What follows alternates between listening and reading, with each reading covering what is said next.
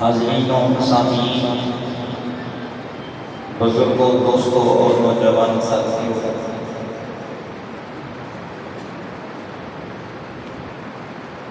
اللہ تعالیٰ نے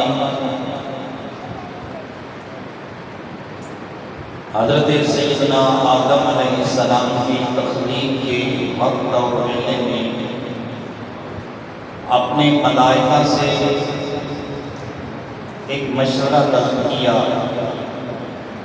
اور وہ یہ تھا کہ فرمایا انی جاعل فی الارض خلیفہ، کہ زمین کی سطح پر میں اپنا خلیفہ بنانے لگا ہوں۔ تو اللہ تعالیٰ کے ملائکہ نے رب کی بارگاہ میں عرض کیا، یا رب العالمین اتجعل فیہا من یفسد فیہا ویسفک الدماء، یا رب العالمین ہمیں تو نے تخلیق فرما ہی دیا ہے، اور اب اگر تو اپنا خلیفہ انسانی شکل میں بنائے گا تو یہ ملائکہ نے اپنے تجربے سے جنوں کی لڑائیوں سے ایک تخمینہ لگا دیا، اندازہ لگا دیا کہ لڑائی اور فساد برپا ہوگا۔ تو ملائکہ نے مشورہ عرض کرتے وقت عرض کیا، اتجعل فیہا من یفسد فیہا ویسفک الدماء، یا رب العالمین ایسے خلیفے کو بنانے لگا ہے جو دنیا میں جائے گا تو فساد برپا ہوں گے۔ یہ نہیں کہ آدم علیہ السلام فساد برپا کریں گے، مقصد یہ تھا کہ اولاد آدم کی اولاد میں فساد ہوں گے، بگاڑ ہوگا۔ وَيَسْفِكُ الدِّمَاء، لوگ قتل کریں گے ایک دوسرے کو، خون ریزیاں ہوں گی۔ عرض کرنے لگے، یا اللہ تمہیں تو کسی شے کی حاجت نہیں ہے، ہاں یہ ہے کہ تیری تسبیح اور تیری تحلیل ہوتی رہے، تیرا ذکر ہوتا رہے، تیرا نام جپا جاتا رہے۔ تو اس بات میں کہنے لگے، نحن نسبح بحمدک ونقدس لک، یا اللہ ہم تیری تسبیح، تیری تحلیل، تیرے ذکر اور اذکار سے ہمیشہ جہاں کو معمور رکھیں گے، بھرے رکھیں گے، یا اللہ ہم ہیں جو صحیح۔ تو خالق ارض و سما نے ان کا مشورہ وہیں پر چھوڑا، اور اللہ تعالیٰ نے حضرت سیدنا آدم علیہ السلام کو اپنی خلافت کا تاج عطا فرما دیا۔ اور رب کی ذات نے جو ملائکہ کو جواب دیا، جواباً رب کی ذات نے ان کی باتوں کو، ساری باتوں کو سمیٹ کر ایک جملے میں جواب دیا، فرمایا انی اعلم ما لا تعلمون، میرے ملائکہ علم تمہارے پاس بھی ہے، جانتے تم بھی ہو، لیکن جو کچھ فرمایا میں جانتا ہوں وہ تمہیں علم نہیں ہے۔ انی اعلم ما لا تعلمون، جس چیز کا علم رب کو ہے وہ ملائکہ کو بھلا کیسے ہو سکتا تھا؟ اب علماء نے اس عقدے سے پردہ اٹھانا چاہا کہ وہ کون سی بات ہے جس کی جانب اللہ تعالیٰ نے یہ اشارہ فرمایا کہ انی اعلم ما لا تعلمون، کہ میں جو بات جانتا ہوں وہ تمہیں علم نہیں ہے۔ وہ کون سا امر تھا، وہ کون سا حکم تھا، وہ کون سی چیز تھی جس کی جانب اللہ تعالیٰ نے یہ ارشاد فرمایا؟ تو علماء فرمانے لگے، اللہ تعالیٰ نے جس چیز کی جانب یہ فرمایا کہ میں جانتا ہوں تو میں علم نہیں ہے، وہ یہ ہے کہ انسانوں کی ہمدردی، محبت اور ان کی مودت، ان کی عقیدت اور ان کی حقائق اور دکھوں کے دکھیاری کیفیت میں ان کا معاملہ کرنا، یہ اللہ تعالیٰ ملائکہ کو دکھانا چاہتا تھا۔ کوئی بھی فرشتہ دوسرے فرشتے کا رشتہ دار نہیں ہے۔ بولو، کوئی بھی فرشتہ دوسرے فرشتے کا نہ بھائی ہے، نہ بیٹا ہے، نہ خالو ہے، نہ تارا ہے، نہ ماموں ہے۔ اسی طرح ان میں مؤنث بھی نہیں ہوتی کہ کوئی کسی کی پھوپھی ہو یا خالہ ہو یا تائی ہو۔ وہ رشتہ داریاں نہیں ہیں۔ اللہ تعالیٰ جس فرشتے کو بھی بناتا ہے اس کو منفرد بناتا ہے۔ تو اللہ تعالیٰ نے یہ فرما کے کہ انی اعلم ما لا تعلمون، جو کچھ میرے علم میں ہے وہ تمہارے علم میں نہیں ہے۔ انسانوں کو تو رب کی ذات نے باہمی کٹ جوڑ دیا ہے۔ ہم سارے اولاد ہیں حضرت آدم علیہ السلام کی۔ ہماری تو آپس میں رشتہ داریاں بنتی ہیں، قرابت داریاں بنتی ہیں، تعلق داریاں بنتی ہیں۔ کوئی کسی نہج پر جا کر ایک دوسرے سے مل جاتا ہے۔ اللہ تعالیٰ کی ذات پاک نے یہ صلہ رحمی والی محبت لوگوں کے دلوں میں رکھی ہے۔ جوڑ والا جو رشتہ ہے یہ لوگوں کے دل میں اس کا پیار، اس کی محبت سمائی ہے۔ اب دیکھنا یہ ہے کہ کون اس کی لاج رکھتا ہے۔ یہی وجہ ہے حضور نبی کریم صلی اللہ علیہ وآلہ وسلم نے ایک مقام پر فرمایا کہ المسلم اخو المسلم، مسلمان کا، بولو، مسلمان کا بھائی ہے۔ بھائی ہونے کا مطلب یہ نہیں ہے کہ بھائیوں کا گلا اتارا جائے۔ بھائی ہونے کا مطلب یہ ہے کہ ہر دکھیاری کیفیت میں، ہر کڑے وقت میں، ہر مشکل گھڑی میں اپنے بھائیوں کے لیے ایک رحمت کی چھتری بندہ بن جائے اور بندہ ان کے لیے پیغام رحمت و انتہائی مہربانی کی ایک صاحبانی شکل بن جائے۔ یہ اللہ تعالیٰ کی ذات پاک نے انسانوں کو باہمی وجود دے کر دیکھنا ہے۔ حضور نبی کریم صلی اللہ علیہ وسلم نے اس پر بہت بڑی تعلیم کی ہے۔ اگر قرآن کریم آپ ترجمے کے ساتھ پڑھیں یا کسی صاحب علم سے آپ سنیں تو قرآن کریم میں صرف عبادات کا ہی ذکر نہیں ہے کہ بس عبادتیں کیے جاؤ، نماز پڑھو، روزے رکھو، حج کرو، زکوٰۃ دو، صدقات دو، یہ باتیں نہیں ہیں، بلکہ وہاں جہاں عبادات کا ذکر ہے ایک پورے حصے پر معاملات کا ذکر بھی ہے۔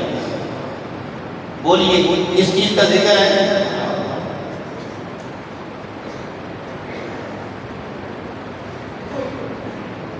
صرف عبادات کا تذکرہ ہی نہیں ہے قرآن کریم میں۔ اسی طرح سرکار دو عالم صلی اللہ علیہ وآلہ وسلم کی احادیث طیبات کی پڑھی جائیں تو صرف عبادات کا ذکر نہیں ہے کہ بس اللہ اللہ کرو اور مسجدوں میں بیٹھے رہو۔ معاملات کا بھی بیان ہے، معاملات کا بھی تذکرہ ہے، اور یہ بھی اللہ تعالیٰ کی عبادت ہے۔ مثلا ہم اگر کسی اپنے مسلمان بھائی کی مدد کرتے ہیں تو مدد تو مسلمان بھائی کی ہوتی ہے، ہم اللہ کے ہاتھ پر تو کچھ نہیں رکھ رہے، لیکن ان اللہ معاملات کی دنیا میں یہ عبادت ہے۔ اور جو اللہ تعالیٰ کے راستے میں دینا ہے یہ ظاہر کو یوں محسوس ہوتا ہے کہ کسی غریب یا کنگال بندے کے ہاتھوں پر میں نے یہ چیز دھری ہے، لیکن یہ حقیقت میں یوں سمجھے جیسے رب کے ہاتھ دھری ہے۔ میں یقرض اللہ قرضا حسنا فرمایا، کون ہے جو اللہ تعالیٰ کو قرض حسنا دے؟ اللہ تعالیٰ فرما رہا ہے کہ کون ہے جو مجھے قرضہ دے؟ اللہ کو قرضے کی ضرورت کوئی نہیں ہے، صرف یہ بتانا چاہ رہا ہے کہ کون ہے جو میرے لیے جیتے ہیں اور جن کی زندگی میں میرے لیے بھی کوئی حصہ ہے۔ دیتے ہم ہی ہیں، لیکن جواباً بھی کوئی ہمیں دیتا ہے یا نہیں؟ غرباء اور مساکین۔ حضرت سیدنا ابو ہریرہ رضی اللہ تعالیٰ عنہ سے یہ روایت امام مسلم نے روایت کی ہے۔ وہ فرماتے ہیں یہ حدیث پاک کے اندر کہ قیامت والا دن ہوگا، اللہ تعالیٰ کی ذات پاک ایک بندے کو یہ فرمائیں گے کہ او ابن آدم، اے آدم کے بیٹے، میں بیمار ہو گیا تھا، تو میری عیادت کے لیے نہیں آیا. یا رب فرمائے گا اب یہ دوڑا مایا نہیں ہے. مسلم شریف کی حدیث پاک عرض کرنے لگا ہوں. رب کیا فرمائے گا کہ اے بندے میں بیمار ہو گیا, تو مجھے پوچھنے کے لیے نہیں آیا. اب رب کو کوئی بیماری بولو. رب فرمائے گا اے میرے بندے میں بیمار ہو گیا, تو مجھے پوچھنے کے لیے نہ آیا. بندہ اللہ تعالیٰ کی بارگاہ میں عرض کرے گا یا اللہ تو کب بیمار ہوتا تھا, تجھے تو کوئی بیماری نہیں لگتی. یا رب العالمین کیسے تو بیمار ہوا تھا؟ اللہ تعالیٰ فرمائے گا او میرے بندے تیرے پہلو میں, تیرے قربت میں, تیرے قریب تیرے ہمسائے میں, اے میرے بندے فلاں بندہ بیمار ہو گیا تھا تو اس بندے کی عیادت کے لیے نہ گیا. اے میرے بندے ہائے کاش تو اس بندے کے پاس گیا ہوتا تو لگتا ایسے ہی جیسے تو نے میری عیادت کی ہے. رب کیا فرمائے گا ایسے ہی ہوتا جیسے تو نے مجھے پوچھا ہے, جیسے میں بیمار ہوں. اب سنیے ایک اور آدمی کے بارے میں حدیث پاک میں آیا, اللہ تعالیٰ فرمائے گا ابن آدم, آدم علیہ السلام کے فرزند, اے میرے بندے سن میں فلاں موقع پر انتہائی بھوک میں تھا, تو نے مجھے کھانے کے لیے کوئی چیز نہ دی. بندہ کہے گا یا اللہ تجھے کیسے بھوک لگی؟ یا رب العالمین تمہیں تو بھوک نہیں لگتی. بندہ یہ عرض کرے گا, رب فرمائے گا تیرے پہلو میں, تیرے قرب و جمال میں فلاں بندہ انتہائی بھوک میں تھا, اس کی بھوک سے نہانے کی کیفیت تو نے نہ جا کر دیکھی. آئے کاش اس بندے کے سر پر ہاتھ رکھتا, اس بندے کی غریب پروری کرتا, اس کی غریب پروری ہوتی, تیری مجھ سے ملاقات ہو جاتی. اور ہم ہیں کہ صرف مسجد میں نماز پڑھنے والے, اور جو بندے نمازی بن گئے اب وہ تو کسی اور کو اپنے جیسا سمجھتے ہی نہیں. وہ کہتے ہیں ہم کیوں بات ہی کریں گے, ہم جیسا تو ہے ہی کوئی نہیں. کوئی ذرا عبادت ذرا بند کرنے لگ جائیں, زیادہ عبادت میں مگن ہو جائیں, اب اس سے معاملات کی دنیا کا نہ پوچھو. اور یہ چیزیں بھی عبادت ہیں. بولو ایک تیسرے آدمی کا تذکرہ بھی اسی حدیث پاک میں ہوا. رب فرمائے گا اے آدم کے بیٹے مجھے پیاس لگی تھی, تو نے مجھے پانی نہ پلایا, حالانکہ میں بھی تجھے پانی تو دیا ہوا تھا, تو نے مجھے پانی نہ پلایا. بندہ کہے گا یا اللہ کیسے تجھے پانی پلاتا؟ رب فرمائے گا تو نے فلاں بندے کو دیکھا کہ پیاس کی شدت میں ہے, لیکن تو نے اسے پانی نہ پلایا. او میرے بندے ہائے کاش تو اسے پانی پلاتا, یوں ہی لگتا جیسے تو نے رب کو پانی پلایا ہے. رب محتاج نہیں ہے, نہ رب کو ان چیزوں کی کوئی ضرورت ہے, صرف ہماری تعلیم کے لیے, ہمیں سمجھانے کے لیے ہے. اسی بندے نے بڑی پتے کی بات کی ہے. وہ کہتے لوگوں یہ پہلا سبق تھا کتاب خدا کا, یہ پہلا سبق ہے کیا کہ یہ سارا جہان کنبہ ہے خدا کا. جتنا بھی جہان ہے نا, میرے نبی کریم صلی اللہ علیہ وآلہ وسلم کا ارشاد ہے, فرمایا لوگو الخلق اعیان اللہ, مخلوق اللہ تعالیٰ کا کنبہ ہے.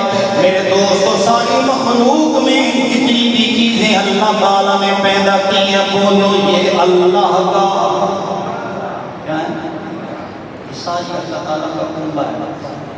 اب کنبے میں ہمارے بچے ہیں, ہماری اولادیں ہیں, ہمارے بھائی بیٹے ہیں, ان سے کوئی بھلائی کرے ہمیں پسند آ جاتا ہے. بندہ کہ کتنا مہربان بندہ ہے جس نے میری بھائی کی مدد کی, میرے بچے کی مدد کی, ہماری بیٹی کی مدد کی, ہمیں چنگا لگا. ایمان سے بتائیے جو اللہ تعالیٰ کے کنبے یعنی کسی انسان سے بھی بھلائی کرے, اچھائی کرے, رب کو کتنا چنگا لگتا ہے.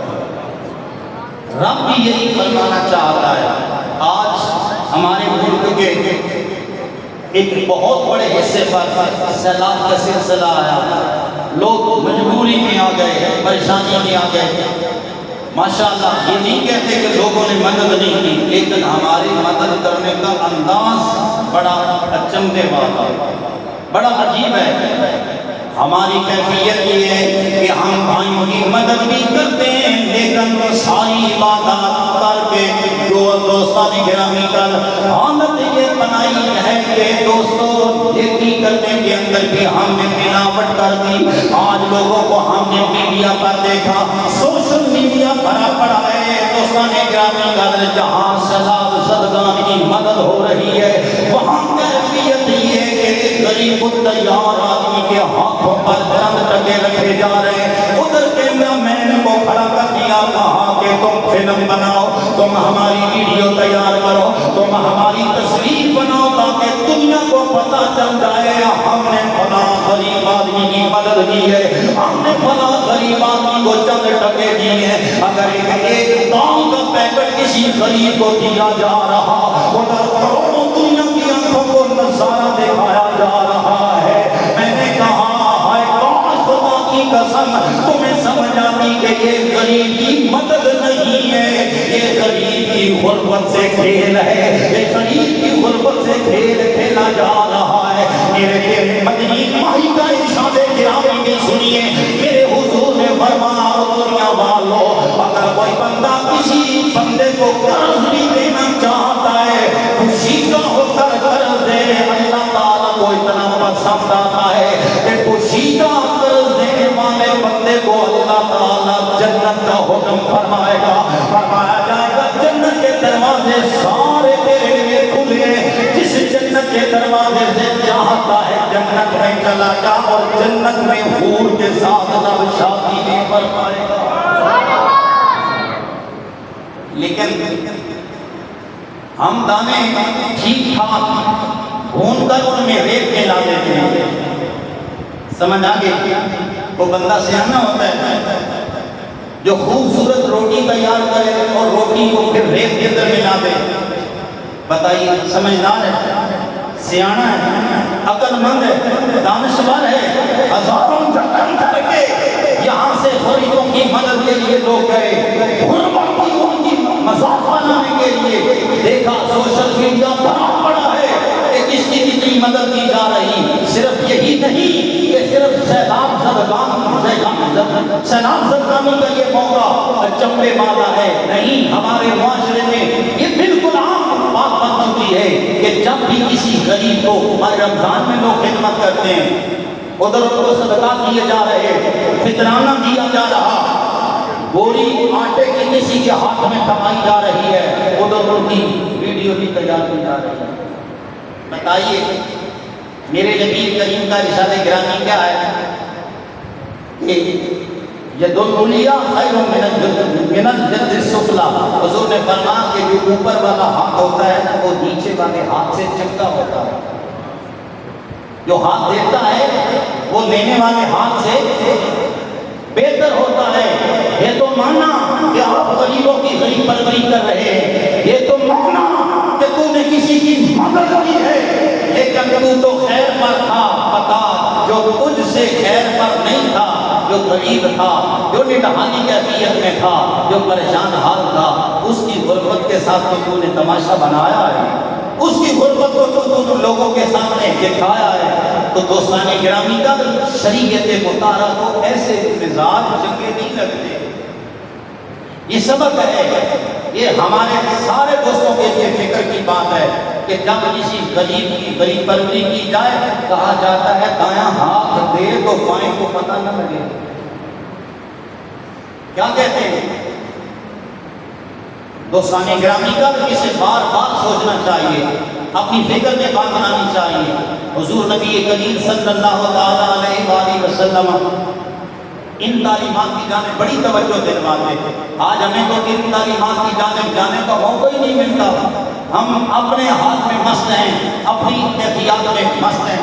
حضور نبی کریم صلی اللہ تعالیٰ علیہ وآلہ وسلم غریبوں کی غریب پروری کے لیے اپنا تن من ہم لگاتے اور دنیا کو خوبصورت معاملات دے کر گئے، اور وہی معاملات ہمارے لیے قیامت تک کے انتہائی روشن ستارہ۔ میرے نبی کی بارگاہ میں ایک آدمی دوڑتا ہوا آیا، سرکار نے فرمایا کیا وجہ ہے؟ گھبرایا ہوا۔ سرکار نے دیکھا اس کا رنگ تھم ہوا ہے، کہنے لگا یا رسول اللہ میں فلاں ملک سے آیا ہوں، یہاں مکے میں آیا ہوں اور مکے میں میں نے اپنا سامان بیچا ہے۔ بولو کیا کیا ہے؟ میں نے سامان یہاں بیچا ہے اور مجھ سے ابو جہل نامی بندے نے وہ سامان خریدا ہے۔ جب میں نے پیسے مانگے تو اس نے کہا پیسے کس چیز سے؟ وہ مجھے دینے کے لیے تیار نہیں ہے۔ وہاں چند بڑے بڑے لوگ بیٹھے تھے، میں نے انہیں کہا کہ میں مسافر ہوں، میں غریب و تیار ہوں، دور کے وطن سے آیا ہوں، مکہ مکرمہ کے اندر تجارت کی غرض سے آیا ہوں، مال میں نے بیچ دیا ہے اور یہ آدمی جس کا نام ابو جہل ہے یہ مجھ سے مال تو خرید چکا ہے لیکن اب مجھے پیسے نہیں دے رہا، تو کوئی بندہ مجھے اس سے پیسے لے کر دے۔ تو وہ لوگ کیونکہ کافر تھے، انہوں نے اشارہ کیا، حضور نماز پڑھ رہے تھے، انہوں نے کہا وہ جو نماز پڑھ رہا ہے نا، وہ جو نماز پڑھ رہا ہے جاؤ وہ تمہیں لے کر دے گا۔ انہوں نے مذاق کیا، تمسخر کیا، انہیں خیال تھا کہ وہ کب لے کر دیں گے، ان کا خیال تھا کہ وہ صرف اللہ ہی پڑھانے والے ہیں، ان کا خیال تھا کہ وہ صرف لوگوں کو لا الہ الا اللہ کی تبلیغ کرتے ہیں۔ کہنے لگے جاؤ جو نماز پڑھ رہا ہے نا انہیں کہنا وہ تمہیں لے کر دیں گے۔ وہ آدمی میرے نبی کی بارگاہ میں چلا گیا، حضور نے سلام پھیرا تو اس آدمی کو دیکھا چہرے پر ہوائیاں اڑ رہی۔ حضور نے فرمایا وجہ بتا، عرض کرنے لگا بڑی دور سے آیا ہوں، اے خدا کے پیغمبر مجھ سے وہ مال خریدا ہے ابو جہل نے اور میری رقم واپس نہیں کر رہا۔ نبیوں کے سلطان نے یہ نہیں فرمایا کہ میں تو صرف عبادات کے لیے آیا ہوں، معاملات تم خود کرو۔ یہ نبی کے کریم نے نہیں فرمایا کہ لینا دینا تو نے کیا ہے، میں ذمہ دار تو نہیں ہوں، میری اس میں بات ہی نہیں ہے۔ حضور نے فرمایا چلو آمنہ کا لال جہاں عبادات کو تمہارے لیے نیکی بتاتا ہے وہاں معاملات میں بھی نیکی بن جاتی ہے۔ آؤ حضور نبی کریم ابو جہل کے دروازے پر گئے، دروازہ کھٹکھٹایا، دروازہ کھٹکھٹایا۔ میرے دوستوں میرے بھائیوں، حضور نبی کریم نے ابو جہل کا دروازہ کھٹکھٹایا، لوگوں ابو جہل نے دروازہ کھولا، دروازہ کھول کر سامنے دیکھتا ہے دوستوں یہ دروازے پر آنے والا کوئی کم ذات آدمی نہیں ہے، یہ کوئی عام معاشرے کا بندہ نہیں ہے، یہ نبیوں کا سردار، کائنات کا سردار ہے، پھر سارے قریشیوں میں بھی آقا خاندان کا بندہ ہے۔ میرے نبی کریم نے بڑے زور سے فرمایا او ابو جہل میں محمد تیرے دروازے پر اس لیے آیا ہوں کہ یہ آنے والا غریب التیار مسافر ہے، اس کی رقم واپس کرو ورنہ آمنہ کا لال تجھ سے نپٹ لے گا۔ ہماری کیفیت بھی سامنے رکھو، کچھ اپنے بھی حالات سامنے رہے نا۔ ہم کیا کرتے ہیں؟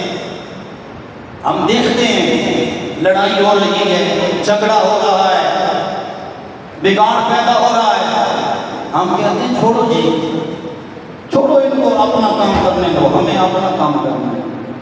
ہم کسی کی مدد میں راضی نہیں ہیں اور حالت ہماری دیکھ لیجیے، مانا کہ اس وقت مہنگائی کا دور ہے، مانا کہ انتہائی مہنگائی ہو چکی ہے، لوگ انتہائی دکھوں میں ہیں، لیکن یہ بھی بڑی ایک عجیب سی کہانی ہے کہ ساری زندگی ہمارے حکمران جن حکمرانوں نے یہ سبق ہمیں پڑھایا ہے کہ ہم غریبوں کے لیے آپس میں لڑتے ہیں، غریبوں کے لیے جھگڑتے ہیں، وہ جو غریبوں کے لیے لڑنے اور جھگڑنے کی بات کرتے ہیں وہ خود ارب پتی بن گئے، اور غریب جو ان کے نام کے نعرے لگانے والے ہیں یہ روٹی سے بھی تنگ آ گئے، اور وہ ایک کی جنگ لڑتے ہیں کہ غریبوں کی جنگ لڑنی ہے۔ دوستان گرامی کا تو سوچئے نا، مہنگائی بہت زیادہ ہے، خدا کی قسم اٹھا کے کہہ رہا ہوں جتنی مہنگائی ہے اس سے لگ بھگ ہمارے پاکستان میں مصنوعی مہنگائی لوگوں نے خود بنا دی۔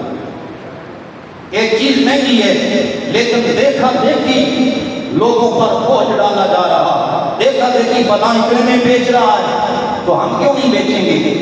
بتائیے، یہ مدد ہے؟ یہ مسلمان بھائی کی خدمت ہے؟ یہ دین اسلام کا پیغام ہے؟ یہ دین اسلام کا سبق ہے؟ کیا مسلمان یہی ہونا چاہیے؟ مسلمان کی یہی کیفیت ہونی چاہیے؟ حاشا اللہ، مسلمان تو یہ ہے کہ آپ کہتا ہے کہ کہتے ہیں کہ مسلمان وہ ہے کہ ہندوستان میں بھی یہ تیرا مسلم بھائی اس کے قدموں میں کانٹا چبھ جائے تو تجھے چین کی نیند نہیں آنی چاہیے۔ اخوت اس کو کہتے ہیں، جو بے کانٹا جو کابل میں، تو ہندوستان کا ہر ہیرو جوان بے تاب ہو جائے۔ یہ کیفیت ہے، لیکن ہماری کیفیت ہم مصنوعی مہنگائی اپنے بھائیوں پر ڈال رہے ہیں زیادہ سے زیادہ۔ اب جائیے دوستانی گرامی کا دوائی، اس کی صورت یہ بھی ہو سکتی ہے، ایک تو کیفیت یہ ہے نا کہ کسی بندے کے ہاتھ پر کوئی چیز دھری جائے، لیکن ایک اس کی کیفیت یہ بھی ہو سکتی ہے کہ آپ اگر ایک ڈاکٹر کے پاس گئے ہیں دوائی لینے کے لیے، آپ اس سے دوائی لیتے ہیں تو اس سے سمجھ آ جاتی ہے، آدمی کے چہرے مورے سے ہی، آدمی سے بات کرنے میں ہی اسے سمجھ آ جاتی ہے کہ بندہ مادی اعتبار سے کتنا مستحکم ہے۔ یہ بات نہ کیجیے، جو بندہ ڈبل ایم میں ہوتا ہے اور ساری زندگی جس کی تجربات میں گزر چکی ہے، آپ بات اس کے ساتھ بعد میں کرتے ہیں، وہ انتہائی پڑھا لکھا MBBS ڈاکٹر آپ کے چہرے سے ہی پڑھ لیتا ہے کہ یہ بندہ کتنا امیر ہے۔ بتائیے، ہو سکتی ہے اب وہ دوائی دیتے وقت اگر غریب آدمی کو غریب سمجھ کر اس سے دوائی کی قیمت کم لے گا تو یہ بھی یوں سمجھے جیسے اس کے ہاتھ پر دھری لگا۔ یہ اس کی مدد ہے یا نہیں؟ اب بچے پڑھاتے ہیں مدرسوں میں، سکولوں میں، کالجوں میں، اگر غریب کا بچہ ہے اس کو فری تعلیم دے دے سکول والے تو یہ بھی غریب کی غریب پروری ہے۔ بولو ہے یا نہیں؟ آپ کا کوئی معاملہ بن گیا، اگر وکیل کو آپ عرض کرتے ہیں کہ یہ میرا معاملہ ہے، اس میں میری وکالت کیجیے، اگر وہ آپ کی جانب سے رقم نہیں دیتا اور آپ کے حق میں وہ وکالت کے چند جملے بولتا ہے تو یہ بھی آپ کی مدد ہے۔ ضروری نہیں ہے کہ آپ کی جیب کو رقم سے بھر دیا جائے تو یہی مدد ہے۔ مدد یہی ہے شریعت اسلامیہ میں کہ کسی آدمی کی اس موجودہ نڈھالی کو دور کیا جائے۔ میں نے عرض کیا کہ قرآن حکیم اور احادیث سے تو یہ باتیں آشنا لوگ جو ہیں جنہیں یہ باتیں سمجھ آئیں، وہ دیکھیے حضرت عبداللہ ابن عباس، سب کہہ دیجیے رضی اللہ تعالی، یہ رسول اللہ کے چچا زاد بھائی ہیں، حضرت عبداللہ ابن عباس، وہ اعتکاف بیٹھے مسجد میں، بولو کہاں؟ نفلی اعتکاف بیٹھے ہیں حضرت عبداللہ ابن عباس، اعتکاف کی کیفیت ہے دوستان گرامی کا، مسجد میں ایک بندہ آیا انتہائی پریشان حال ہے، نڈھالی کیفیت ہے، حضرت عبداللہ ابن عباس کے پہلو میں بیٹھا، کان میں سرگوشی کر کے گانے لگا۔ دوستو حضرت عبداللہ ابن عباس نے ہاتھ کا اشارہ فرمایا او میرے بھائی ذرا رک جا، مجھے بھی جانے دے۔ حضرت عبداللہ ابن عباس نے نہ آؤ دیکھا نہ پاؤ دیکھا، وہیں اعتکاف کی حالت میں حضرت عبداللہ ابن عباس جا کر جوتے قدموں میں ڈال کر مسجد سے نکلنے لگے۔ وہ کہنے لگا، سمجھتا تھا جانتا تھا، کہنے لگا اے رسول اللہ کے چچا زاد بھائی، اے عبداللہ ابن عباس، تم تو اعتکاف میں بیٹھے تھے، اعتکاف ٹوٹ گیا؟ فرمانے لگے ہاں اعتکاف ٹوٹتا ہے تو ٹوٹ جائے۔ رسول اللہ کے روزہ انور کی جانب اشارہ کر کے فرمایا، میں نے اس روزے والے رسول اللہ سے سنا تھا کہ کسی بندے کی مدد کے لیے جانا، کسی غریب بندے کی غریب پروری کے لیے جانا 10 سال لگاتار اعتکاف کرنے سے بہتر ہے کہ کسی غریب آدمی کی غریب پروری کر دی جائے۔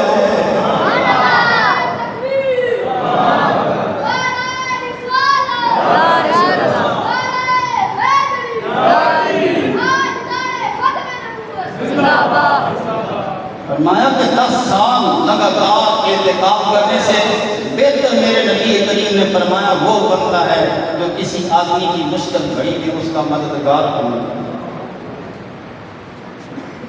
یہ ہمارے ذہنوں سے باتیں بڑی دور ہیں، ہم صرف عبادت یہ سمجھیں کہ قرآن پڑھا جائے تو عبادت ہے، ہم سمجھتے ہیں کہ صدقہ دیا جائے، مسجد میں پیسے ڈالے جائیں تو یہ نیکی ہے، ہم یہ سمجھتے ہیں کہ مدرسے کی خدمت کی جائے تو نیکی ہے، ہم یہ سمجھتے ہیں کہ 5 وقت کی نماز پڑھی جائے تو یہ نیکی ہے، لیکن یاد رکھو خدا کی قسم احادیث طیبات کی روشنی میں لگتا یہ ہے کہ جو رب کے نام پر 1 روپیہ بھی دیا ہوتا ہے وہ بھی یوں ہے جیسے رب کے ہاتھ پر وہ روپیہ لگا ہے، تو وہ اللہ تعالیٰ کو پسند ہے، وہ اللہ تعالیٰ کو انتہائی پسند ہے۔ دوستان گرامی قدر ہمارے اکابر اس بات کا بڑا اہتمام کیا کرتے، بہت اہتمام کیا کرتے۔ ایک غریب کسان آدمی دہلی سے چلتا ہوا اجمیر شریف میں گیا۔ اجمیر شریف میں آپ جانتے ہیں حضرت خواجہ پیر سید معین الدین چشتی اجمیری وہاں رہتے ہیں، آپ کے جام سامنے بیٹھا اور وہ کسان اپنے دکھوں کا پٹارا کھول کے بیٹھا، اتنا رویا۔ آپ نے فرمایا بات بتاؤ کیا ہوا؟ اس آدمی نے بات کہی، کہنے لگا میں دہلی سے آیا ہوں اجمیر شریف میں، میری ایک مصیبت ہے۔ کیا مصیبت ہے؟ کہنے لگا کہ سلطان التمش کے کارندے وہ میری زمین پر قبضہ کرنا چاہتے ہیں، وہ میری زمین ہتھیانا چاہتے ہیں، اور کوئی بندہ مجھے نظر جہان میں نہیں آیا۔ میں نے سوچا کہ اجمیر میں ایک خدا کا بندہ رہتا ہے، اس کے پاس جاؤں، ہو سکتا ہے وہ میری مدد کرے، میں آپ کی بارگاہ میں آیا، میری مدد کر رہے ہیں۔ حضرت خواجہ اجمیری جو ہے نا، یہ حضرت خواجہ بختیار کاکی رحمۃ اللہ تعالیٰ علیہ کے مرشد ہیں۔ کیا بولیے؟ آپ دہلی میں پیدل چلے اس کسان کے ساتھ، دہلی میں آئے، پہلے آپ اپنے مرید کے پاس گئے، یعنی حضرت خواجہ بختیار کاکی گوشی رحمۃ اللہ تعالیٰ علیہ کے پاس، اور ان کو بتایا کہ تمہارے اس علاقے میں سلطان التمش نے اس غریب کسان کے ساتھ کیا معاملہ بنا رکھا ہے۔ یہ بات سنی حضرت خواجہ بختیار کاکی رحمۃ اللہ تعالیٰ، ان کے قدموں سے زمین نکل گئی، وہ کہنے لگے حضور والا آپ میرے مرشد گرامی ہیں، آپ نے اتنی تبدو کی ہے، اتنی تکلیف برداشت کی ہے، آپ اجمیر شریف سے پیدل آئے ہیں دہلی میں، آپ وہاں سے کوئی بندہ بھیج لیتے، یہ کام تو میں بھی کروا دیتا۔ کیا کہنے لگے؟ یہ کام تو کہنے لگے کہ حضور والا آپ میرے مرشد گرامی ہیں، آپ میرے پیر ہیں، اگر آپ کو حکم فرما دیتے وہیں سے کوئی بندہ آ جاتا، یہ کام میں بھی کروا دیتا۔ سلطان التمش سے زمین پانی دے کر میں اس کی دے دیتا۔ میرے بھائیو یہاں پر ایک اور مسئلہ بھی سنیے، آج ہمارے کسانوں کے اندر، آج ہمارے ملک کے اندر چھوٹی چھوٹی باڑیوں پر تنازع، بھائی بہنوں کے گلے کاٹ رہے ہیں، مالش زمین کی وجہ سے کتنے خاندان اجڑ جاتے ہیں۔ یاد رکھیے میرے دوستو، اگر جان بوجھ کر کسی بندے کی ایک مالش زمین بھی ہتھیا لی گئی، آمنہ کے ماں نے فرمایا کہ قیامت والا دن آئے گا، کسی بندے کی ایک مالش زمین بھی جو ہتھیا کر لی ہوگی، غصب کی ہوگی، قیامت اللہ تعالیٰ اس زمین کو سرا تک کھود دے گا، کھود کر اس بندے کے گلے میں ہار بنا کر ڈالا جائے گا۔ جو ہتھیانے والا ہو، جو غصب کرنے والا ہو، اللہ تعالیٰ فرمائے گا اب مزہ چکھ، تو نے دنیا میں فلاں بندے کی زمین کو ہتھیایا